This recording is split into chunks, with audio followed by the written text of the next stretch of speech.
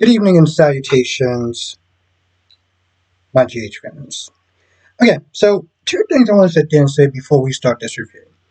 One, they seem like they canceled or didn't put the nurses' ball this year, and for me, I'm very grateful about that. I could not stand them. I thought they were super annoying. And it just seems so extra and unnecessary to sit there and have. And I know people always sit there and say, but I like the songs and I like the fact that that's great. But like, they were so unnecessary. And so many people really couldn't stand whenever they would sit there and put it on. Have it on for a week. And it was just like, I don't need to sit there and see bad singing, bad dancing, and stuff that has nothing to do with the story. So I'm very happy about that. Number two, it seems like they skipped the whole Thanksgiving thing, the songs and everything, stuff like that. Like, when Ned was sitting there and singing and stuff. So, like, they just skipped that. And to be honest, I'm actually okay with that too. I'd rather them just put on story, and I mean, I know it's some sort of tradition that they do every year, but I'm good. Okay, so about this episode,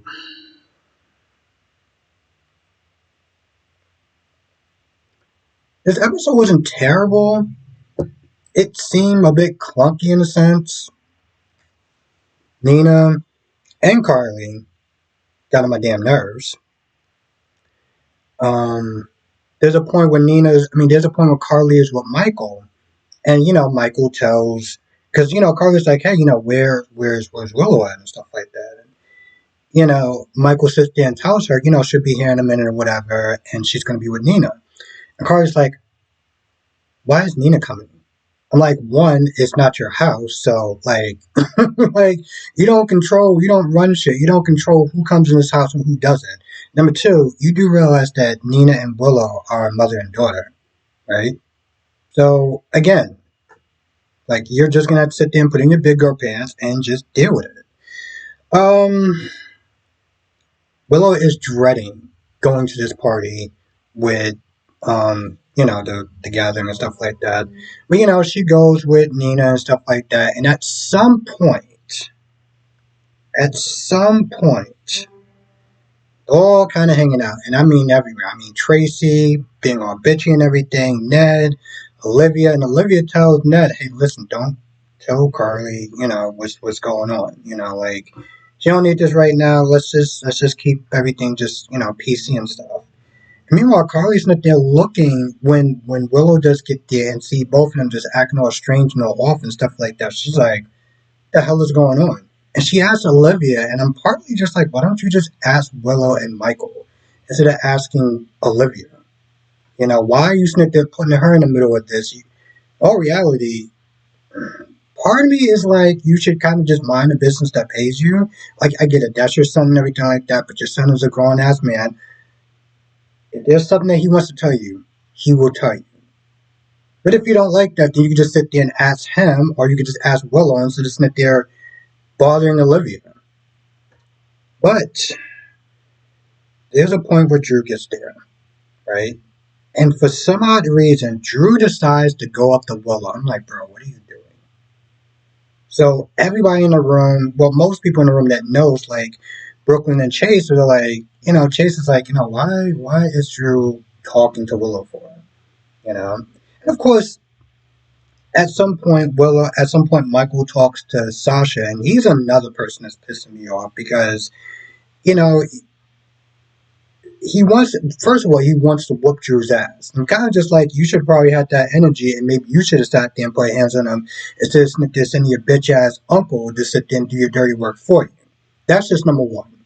But why he's upset with Willow, he wants to put more of this on Drew. It's not this thing. Drew took advantage of Willow and the hero and everything like that. And I'm just like, okay, see, this is a point where you could just miss me with that BS. Okay, because if you're gonna be honest, put the shit on both of them. Put the blame on both of them. Don't just sit there and put it on Drew because it's easier. Don't do that. Man up and put the blame on both of them. No, I'm not a fan of that. Now, Michael does sit there and say that after the holidays, he's going to sit there and tell Willow everything. And Sasha gets a little kind of nervous. He's like, what? But she's like, no. I'm going to sit there and just say that I hooked up with a random woman and leave your name out of it. And I'm just like, so then you're not going to sit there and tell the whole truth. Like, so then you're not going to sit there and tell the whole truth. If you're not going to sit there and put Sasha's name in it, then you're not sitting there telling the whole truth. So, while Sasha's sitting there thanking him for, keeping her name out of it, I'm also just like, Sasha, you're not exactly that innocent yourself. You're going to sit there and keep a whole goddamn baby from him, which is selfish as shit. I don't care what kind of excuses you want to sit there and put in her head, the reasons of why she's doing it, it's selfish as shit. That's that's that's just what it is. Um, Tracy is also sitting there looking at some of the tension that's going on, and grabs Ned to the side. There's a point where it's like Jocelyn and Trina and Gio and a couple other people are looking at the game, and Trina's a little kind of worried that because Akai wound up doing the art project that PCU isn't looking so good right about now. And she's worried that that was the reason why. So everyone's sitting there watching the game. They want to watch it on the big screen. Tracy is just, being her usual miserable self and just all sorts of action. There's one point where she shuts off the TV. She's like, oh, well, if you don't like it, you can go home. And honestly, tell you the truth, if I was a trainer, I'm like, you know what? I don't need this shit. Like, I don't need to sit there and deal with your grouchy, grinch ass. I don't need to sit there and deal with this. And I just would have left. Not dealing with that. Maybe it's just me because I don't have patience with stuff like that. And it was hella awkward because everyone was just really silent, not saying anything. And they chose to stay and stuff. It was almost like it just seemed like, what do we just ignore her? Like, anyway, they chose to stay. Um, Nina, sees the whole thing that's going on. She pulls Drew to the side and she's like, listen, you need to leave. You need to go back to Washington. You need to go to Washington D.C. and help my daughter in her situation. Da, da, da, da. And here's my thing. Like I said from the beginning, Nina has been just irking me, right? Putting all the blame on Drew as though her daughter did not actually share a part in this thing. And that's just what's been pissing me off about this whole thing. There's a point where Nina calls Drew disgusting, right? Because when Willow and Drew were talking, they were talking about Scout and the fact that she's missing her mom and everything like that, and he's gonna spoil her and stuff. So I understood where Nina was coming from in a sense because she was like, you're using your daughter's grief to get close to Willow, right? Because in all reality, you didn't need to go there. You didn't need to sit there and walk over there and get her a drink. She's a grown ass woman. She could have got her own goddamn drink. Okay, so like that was just completely unnecessary. At the same time, I'm like, Nina, if you're gonna sit there and call him disgusting, you're sleeping with him. What does that make you? Like seriously? You have the audacity to call this man disgusting and you're lying in bed with him? Nah, boom. Don't do that. Don't do that. Because you're making yourself look a whole lot worse. You even sit there saying that. Now, towards the end of this episode, there's a point where Tracy just has enough. Michael apparently can just control every goddamn appliance from his phone. He still had that video. You didn't think about just uploading it to Google or or Dropbox or something like that. You just had to sit there and have that phone, that video in your phone. Tracy had enough. She's tired of sitting there seeing the game. There's a point where Kai is sitting there talking um, about his plan on how he's going to sit there and come back and stuff. She decides to shut it off, and she's calling these phones telephones and stuff like that. She's messing around with it or whatever, and it flips, and I knew it. The first time I thought, when the video came on from Michael's phone, it was going to be the tape, and it was not. And I came back towards it, and I was like, oh shit, because I didn't watch I watched the preview, but I watched it during when I was live streaming, so I didn't really get a chance to actually like absorb everything. But yeah, she flipped something by accident, and everybody in that room saw. Everybody in that room saw that sex tape, and Michael was like, he is mortified. But I'm like, bro, you kept that on your phone, bro. You kept that on your phone. So it's gonna be hell tomorrow. Tomorrow's going to be absolute hell. It's gonna be so glorious. Um. Oh, and then there's like extra stuff like Liz talking to Dex and Felicia talking to Liz. And then Felicia sitting there talking to Dex about, how grateful he is and, it's more honorable to sit there and be injured in the line of duty as opposed to him being injured for Sonny. Um, Scenes that I really did not give two flying shits about. But then towards the end, it seems like something is happening to a patient. I'm assuming it's Dex, but we don't know. Um, while that's going on, Sonny and Natalia are on a date or business or whatever he wants to sit there and call it. And Ava and Rick just happen to come to the same place afterwards. Now, the mature adults and both of them should have been like, let's just leave. We don't really need to be here. But oh no, not petty ass Ava. Mm-mm. So she comes over there and she's like, "Oh, I had such a lovely time with Avery and da da da da da da da da." And Rick is like, "Oh, so is this your reward, Natalia, for lying on the stand?" I'm like, "Okay, I get it. It's a soap opera. Y'all two are being extra. Y'all had your little digs and your little petty BS or whatever." And Sonny said what he said, and eventually they wound up leaving. And then they wound up having their own little date, and Ava was not there very appreciative of Rick and his efforts to get her out this whole thing. And then she uses double talk and pretty much like she's going to give him a present, and by present she means, well, you know. There's a point where she is about to pay for the meal. She's like, no, no, no, I'm gonna pay for it. And the waiter comes back, and the waiter's like, yeah, your car has been declined. And Rick is like, he gets an alert on his phone. He's like, yeah, your check just bounced. Um, and I'm not gonna lie. Listen, when you hear the word decline and it doesn't go through, it's some scary shit. Okay, that's some like it makes your body feel. For me, it makes your body feel kind of cold because it just kind of catches you off guard. You're like, what?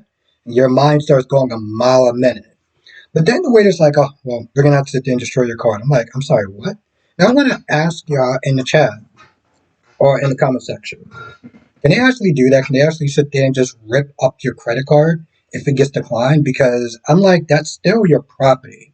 And even if it does get declined, it's not like you can't put more money into it or anything like that. Like, it's kind of weird. It's like they have the right to sit there and destroy your card.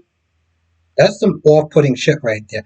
I know back in the 90s they used to sit there and do that, and you would see them actually cut up your card. But it's like, that's your property. That's your property. We're going to have to cut up your card. You better not do no such goddamn thing.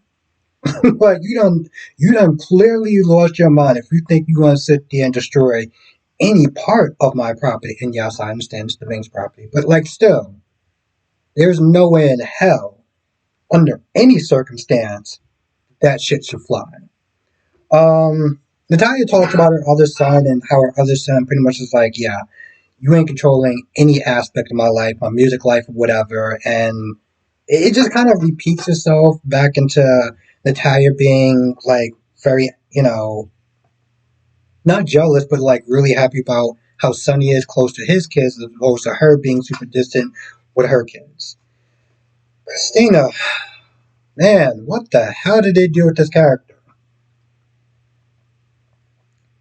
I guess in a sense, Christina has always been somewhat obnoxious. She's always been somewhat of a pain in the ass to watch. Remember, what's that chick's name? She was on 100 and she played Raven. That chick is bad. It's something Morgan. Something Morgan. When she came back and she wasn't Lexi and she was the other actress, she was a complete and utter pain in the ass. And even when Lexi first came on, her character was kind of a pain in the ass. So I guess in a sense, she's always been just annoying. And it's not Michelle Morgan. I just can't remember her goddamn name. But if you watched 100, you know exactly what I'm talking about. Um, anyway, she still gives no flying F's about what she said about Molly. She still feels that Molly is out of pocket and not being a mother because she's not as angry and she doesn't feel like she's fighting the same way that Molly is. And it's the same thing with TJ. So they're just both a pair of jackasses, not alive. Um, what else? Oh, she also feels when she finds out that Alexis tells her that they broke up, she's like, "Well, see, I was right. I was right to fight for my daughter. I knew that was going to end up happening." It was like, "No, you did not. No, you did not. I'm a sister. I know these things. No, you don't. You just sound like an idiot at this point. You also sound like like you're justifying. You're justifying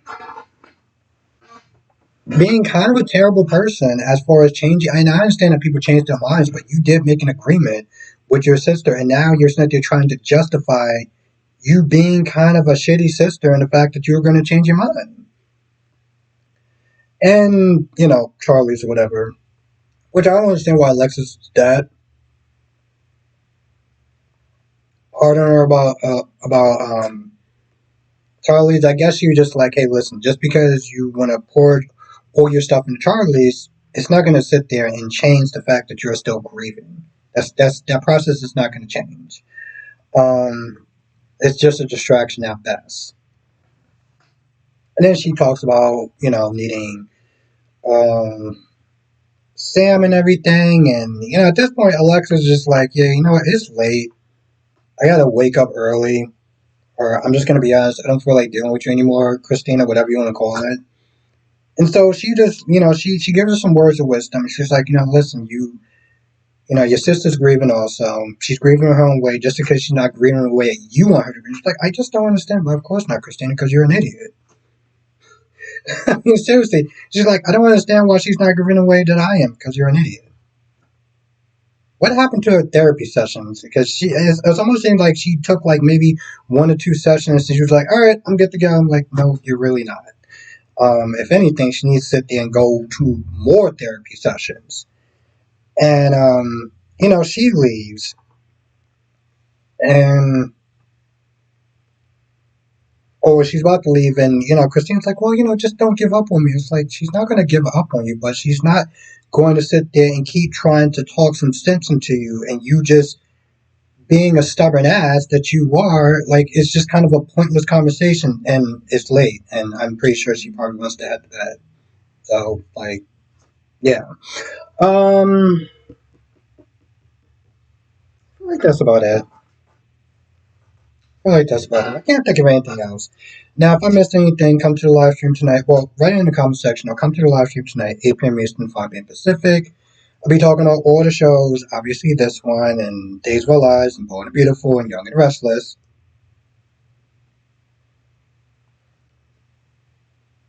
Also, if you're not a member, become a member. I haven't been sitting there saying that a lot. I mean, I do my member streams on the weekends, which is really fun. I put out videos that is just for members only. And I do monthly member shout outs every month, once a month. I would literally sit there and shout out your name as a way of thank you and just show my gratitude for y'all taking the extra mile of really supporting this channel and just allow me to keep doing what I'm doing. So definitely check out that in the description box below. And I will see you in the next video.